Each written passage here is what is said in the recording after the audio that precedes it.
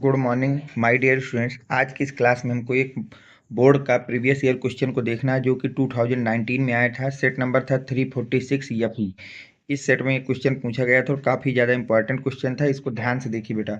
इस तरह के क्वेश्चन इस समय लेटेस्ट सिलेबस के अकॉर्डिंग आपके बोर्ड में बहुत ज़्यादा पूछे जाते हैं, इसलिए इसको एक बार सीखना है ताकि इस तरह का अगर दूसरा क्वेश्चन आए आप इसको आसानी से कर सकते हैं।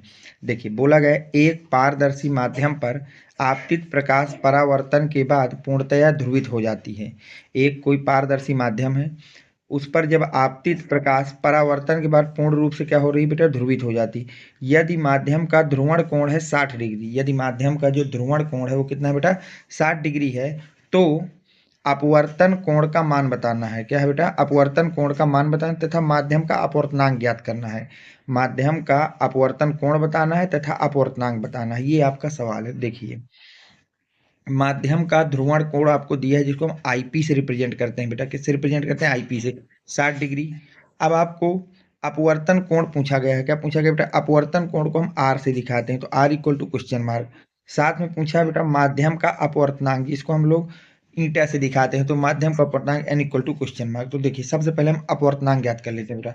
अपवर्तनांक के सूत्र से, अपवर्तनांक का सूत्र क्या होता है, N equal to tan I P. अपवर्तनांक का सूत्र क्या होता है बेटा, N equal to tan I P. ध्रुवण कोण का मान रखने पर, अब हम यहाँ पर आईपी का मान रख देंगे बेटा। तो आईपी का मान कितना है, 60 डिग्री है। कितना है बेटा, 60।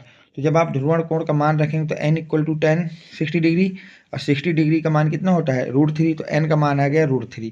आता है माध्यम का अपवर्तनांक कितना हो जाएगा बेटा, √3 होगा। और देखिए इसमें क्या पूछा गया है, और इसी सवाल में आपसे पूछ रहा है बेटा अपवर्तन कोण आर का मान पूछ रहा है। किसका पूछ रहा है बेटा, अपवर्तन कोण आर का मान पूछ रहा है। देखिए अपवर्तन कोण हम जानते हैं कि जो आपके पास बेटा ध्रुवण कोण तथा अपवर्तन कोण का योगफल 90 डिग्री होता है। ध्रुवण कोण तथा अपवर्तन कोण का मान कितना होता है, 90 डिग्री। आईपी का मान रख देंगे तो आईपी कितना है, 60। 60 प्लस आर बराबर 90, तो आर बराबर 90 माइनस 60। इसको इधर ले गए बेटा, ये बनेगा। तो यहाँ से आपका क्या आ जाएगा बेटा, आर इक्वल टू कितना आ जाएगा बेटा, 30 डिग्री। आता है अपवर्तन कोण का मान कितना हो जाएगा बेटा, 30 डिग्री हो जाएगा। उम्मीद करता हूँ कि ये क्वेश्चन आपके समझ में आ गया होगा बेटा।